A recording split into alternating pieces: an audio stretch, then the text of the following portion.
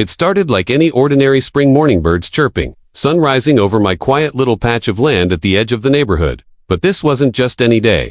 This was the morning I noticed 3 people standing just outside my property line, clipboards in hand, wearing expressions far too serious for a Saturday. That was the first time I saw the new HOA board in action. Mark Jensen, the newly elected president, stood in the center, flanked by 2 other board members. All 3 were scanning my property like surveyors about to draw new borders on a map. I stood at my kitchen window, coffee in hand, watching them with growing suspicion. A man doesn't serve 30 years in law enforcement without developing a sixth sense for trouble, and every instinct told me they weren't here to compliment my rose garden. I stepped outside and made my way toward the fence line. "Can I help you with something?" I asked, voice calm but firm. Mark looked up, offered a thin smile. "Morning. Just doing some preliminary planning." "Planning what, exactly?" He flipped a page on his clipboard. "The HOA is proposing a new walking trail, one that would run through the greenbelt behind your lot. We're surveying possible access points." I raised an eyebrow. "That greenbelt belongs to me. Bought it 5 years ago and had it officially merged into my parcel." Mark's smile faltered for a moment. "There was an easement recorded in the original plat before your time here, and it was revoked before I bought the land. Checked that myself. You're welcome to review the records down at the county office." One of the board members mumbled something to Mark, who nodded. "We'll look into it." No need to get upset. I wasn't upset, not yet. But I had a feeling I would be soon.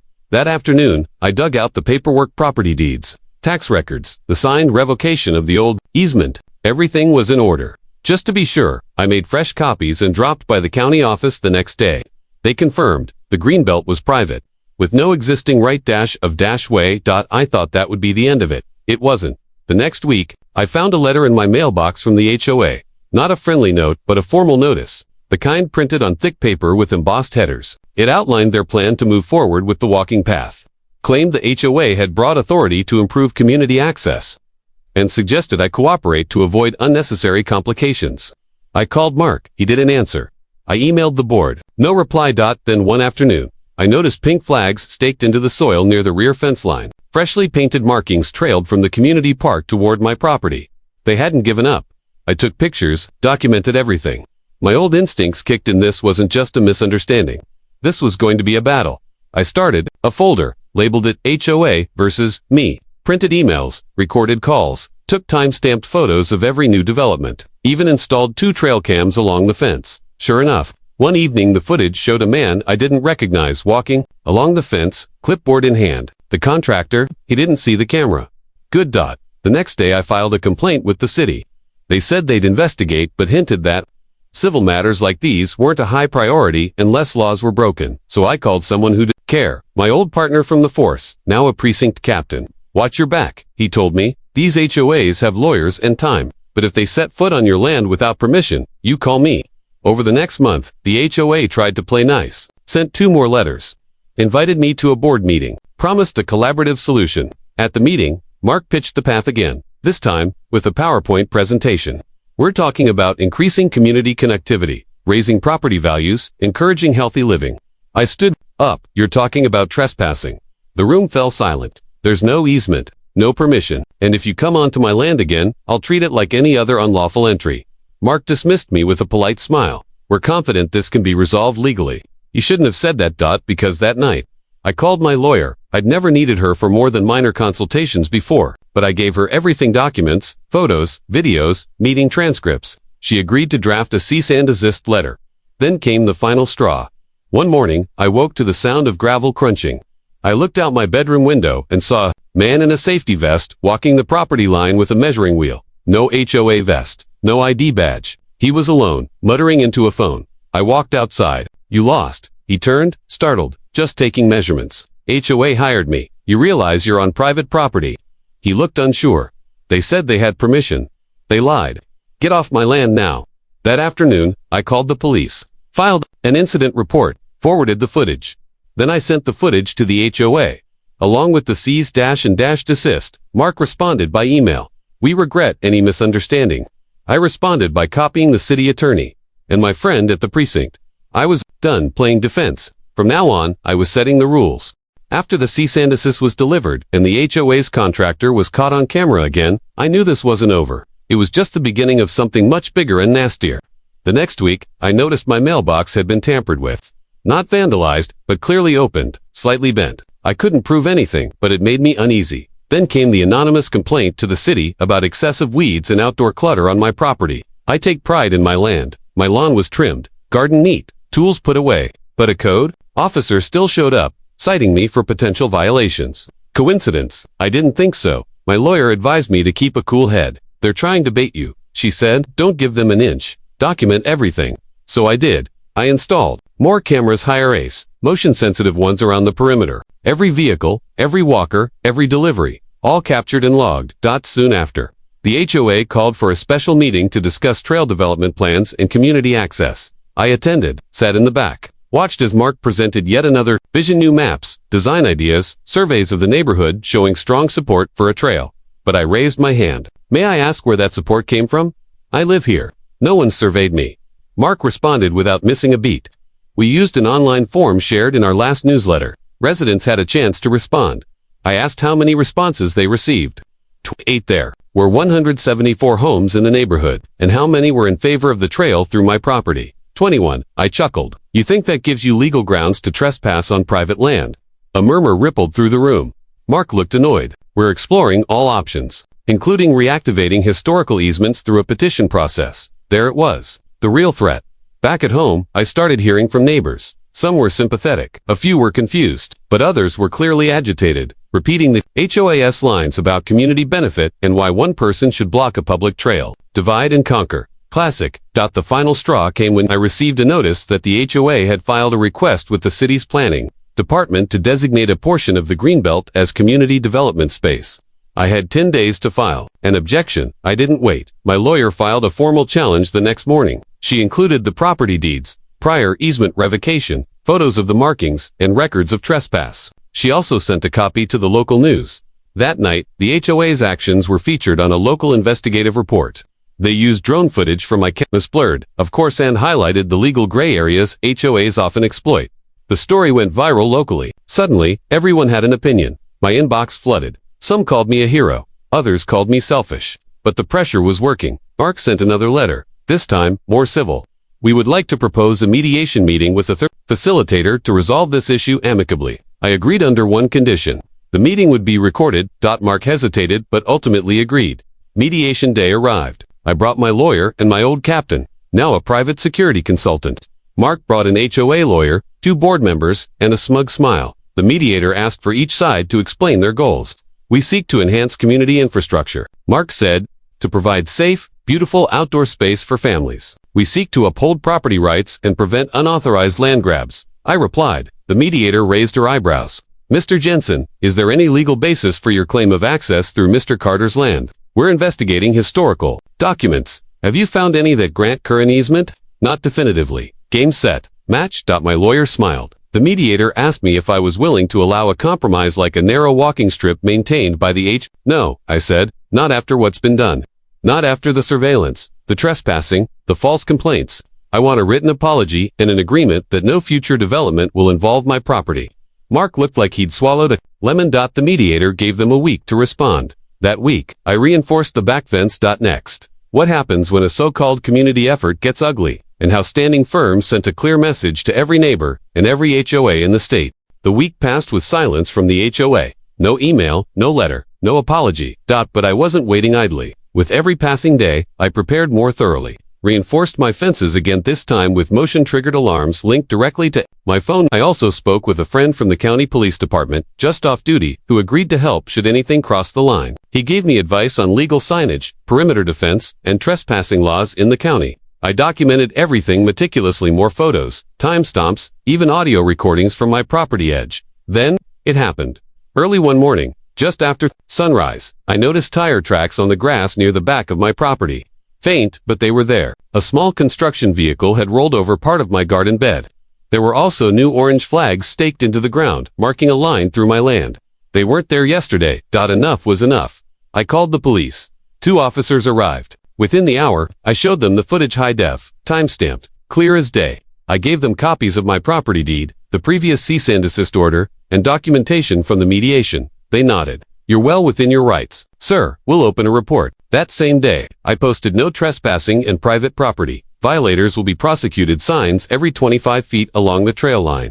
I also printed out the property plat map and laminated it, mounting it on a board right at the main entry, point the HOA had been trying to establish.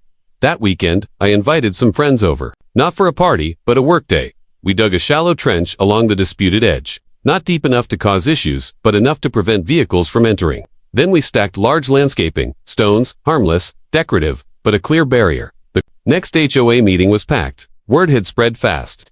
Cameras from 2 local news stations were present, and a few reporters hung near the back. Mark was visibly agitated. Mr. Carter has made it clear he will not cooperate with reasonable development plans. Despite the potential benefits to the community, he began. I raised my hand. Is trespassing part of those reasonable plans? A few people chuckled. Others muttered. I stood and handed out copies of the latest police report. On June 7th, unauthorized flags and construction tracks were found on my property. Police confirmed trespass. Cameras recorded it. The HOA has been warned. Again, Mark tried to pivot. We're not responsible for individual contractors acting without approval. Then perhaps your oversight is the real issue here.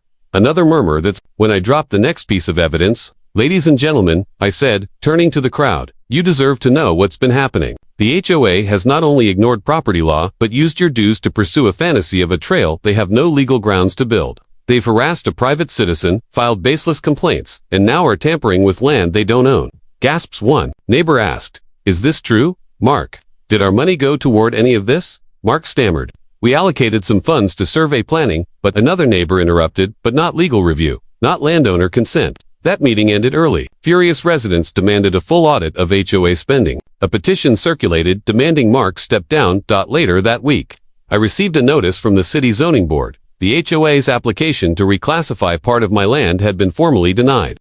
The evidence I submitted had been thorough. The complaint was closed. You'd think that would be the end of it, but people like Mark don't go quietly. The final showdown was just around the corner. It was time to go from defense to offense.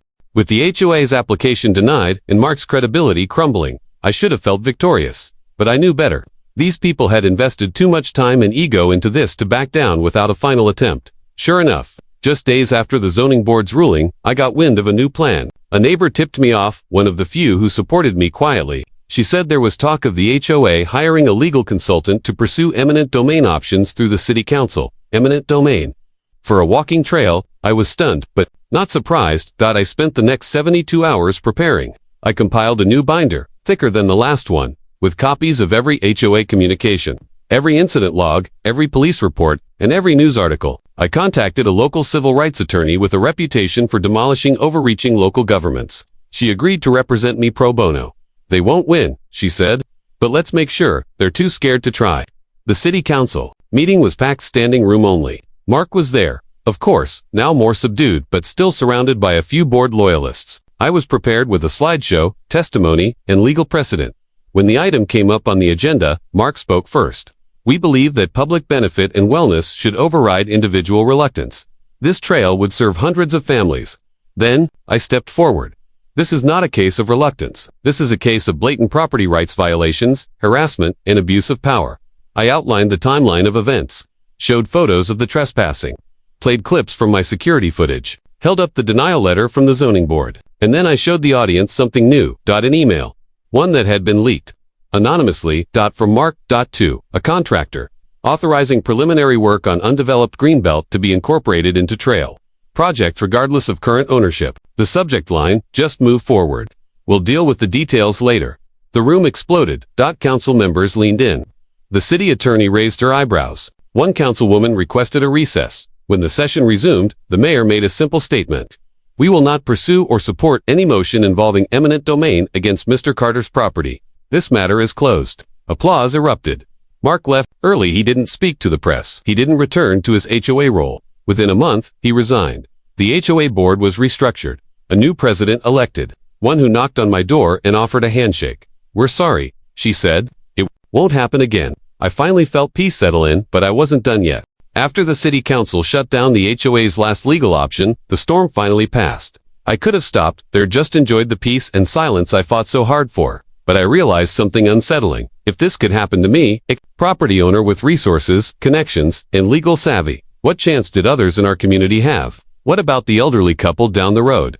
What about the single mother working 2 jobs who didn't have time to fight an HOA board? So I made a decision. I wouldn't just protect my land, I'd help protect all of us. First, I launched a neighborhood awareness campaign. I printed flyers outlining basic homeowner rights, detailing what HOAs could and couldn't do under state law. I delivered them door to door, hosted small gatherings at my place, and invited guest speakers, including my attorney and a retired civil liberties professor from the local college. We turned these into informal, know your rights, town halls.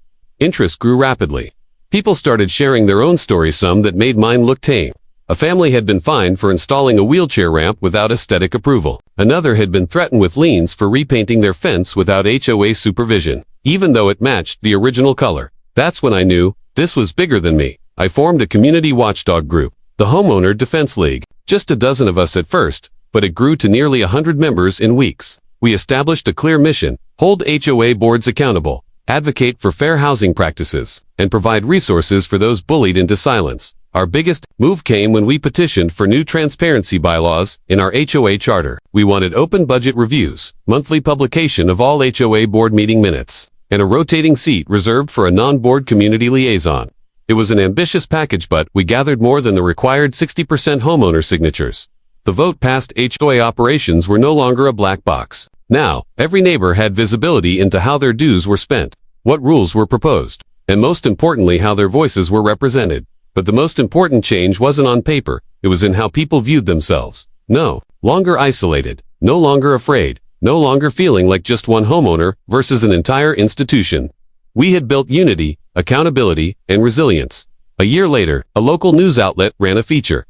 The neighborhood that took back control. My story was front and center, but so were the faces of a dozen others who had stood up, spoken out, and sparked real change. As I walked the edge of my property one evening, past the line where the HOA once tried to claim access, I smiled. The grass had grown back.